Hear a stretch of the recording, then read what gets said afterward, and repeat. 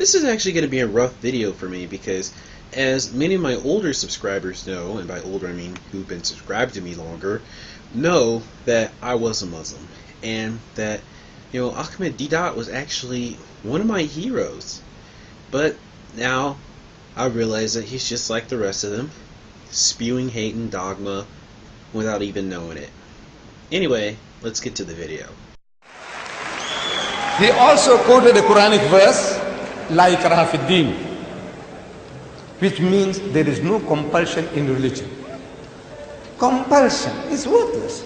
At the point of the gun or the knife, you force somebody to read the Shahada, the Kalima, the Creed of Islam, and the man is forced to read. What is it worth? Nothing. No compulsion in religion, eh? That's a favorite verse for Muslims to quote. Now, if we actually read the verses around Surah 2, Ayah 256, and thus put it into its proper context, we can see that it does not say what Deedat is implying that it says.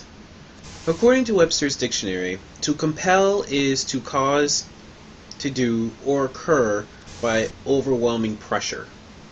So let us look at this verse in its proper context, and not just the snippet that the dogma propagators like to spew. Let there be no compulsion in religion. Truth stands out clear from error.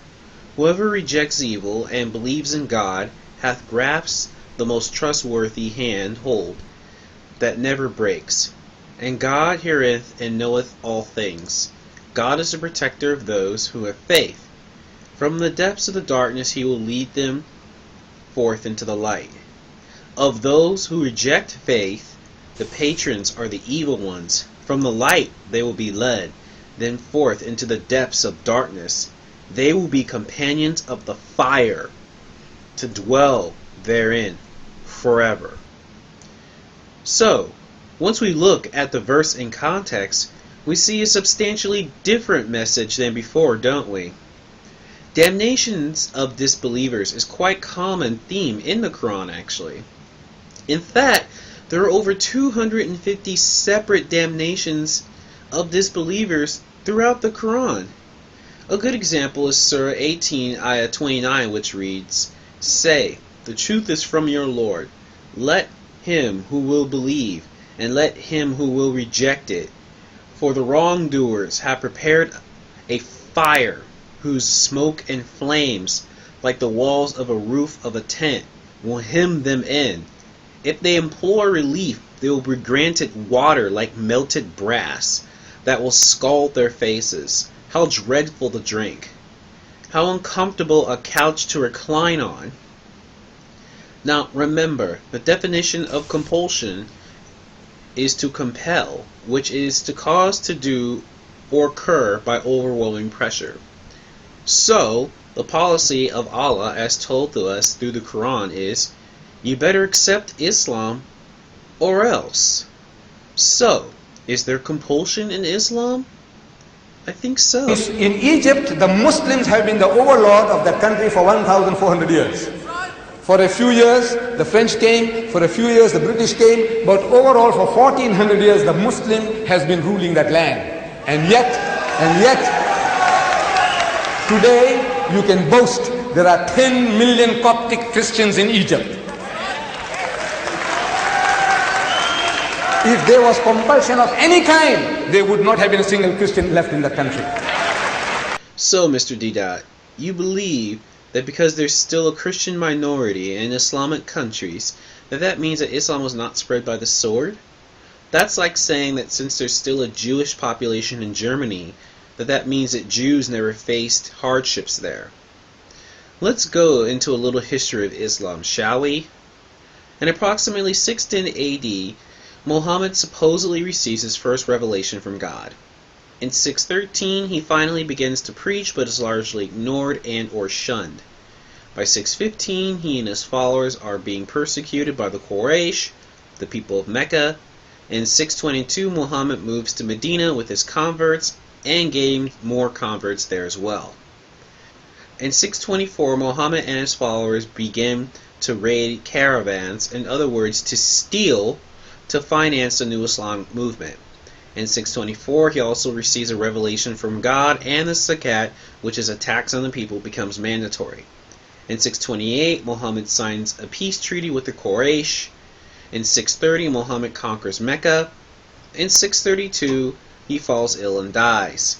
Abu Bakr takes over as caliphate, and along with his comrade Umar Farouk, begins to enforce Islam in Arabia. Later in 634, Abu Bakr dies and Umar Farouk takes over. In 635, Muslims take Damascus. In 636, they take Maidan. In 638, Muslims take Jerusalem from the Byzantines, a major victory for the Muslims, and Christians there are forced to sign a treaty in which they agreed to pay the Muslims the jizya in exchange for being allowed to stay Christians. In some cases, this tax was higher than the zakat that the Muslims had to pay. By 662, Egypt falls to the Muslims, and all of North Africa has pretty much been taken by the Muslims. And by 711, the Muslims had begun to take Europe with the conquest of Spain. In 713, the Muslims take Multan, and by 716, Constantinople has been invaded by the Muslims, signifying the fall of the Byzantine Empire. Now, it's important to note that Muslims in this instance are not any more violent than any other peoples. I could read the history of the Byzantine Empire, and there'd be just as many, if not more, conquests in it.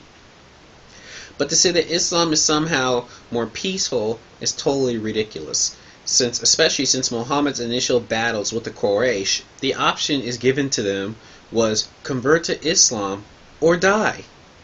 So Islam was never spread by the sword? Yeah, right.